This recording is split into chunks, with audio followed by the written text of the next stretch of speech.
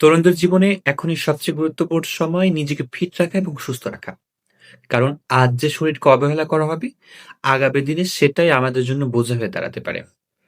শরীর সুস্থ রাখার জন্য ব্যায়াম যে কতটা জরুরি তা আমরা সবাই জানি। নিয়মিত হাঁটা, দৌড়ানো, স্ট্রেচিং এসব শরীরকে শক্তিশালী করে, মনকে রাখে সতেজ। কিন্তু ইসলাম আমাদের শুধু সাধারণ ব্যায়ামের কথাই বলেনি। ইসলাম আমাদের এমন একটি ইবাদত দিয়েছে যেটা একই সাথে ইবাদত এবং শারীরিক ব্যায়াম। আর সেটি হলো নামাজ। নামাজের প্রতিটি রুকু, সিজদা, কিয়াম ও বসা শরীরের বিভিন্ন পেশি ও জয়েন্টকে সক্রিয় করে, রক্ত সঞ্চালন বাড়ায়, মেরুদণ্ডকে নমনীয় রাখে, মনকে দেয় প্রশান্তি ও শৃঙ্খলা। রাসূলুল্লাহ সাল্লাল্লাহু আলাইহি ওয়াসাল্লাম বলেছেন, শক্তিশালী মুমিন দুর্বল মুমিনের চেয়ে আল্লাহর কাছে বেশি প্রিয় ও অধিক কল্যাণকর। এই হাদিস আমাদের স্পষ্টভাবে বুঝিয়ে দেয়, শারীরিক শক্তি ও সুস্থতা ইসলামেও গুরুত্বপূর্ণ। আরেক হাদিসে রাসূল সাল্লাল্লাহু আলাইহি ওয়াসাল্লাম বলেছেন, তোমার শরীরেরও তোমার উপর হক রয়েছে।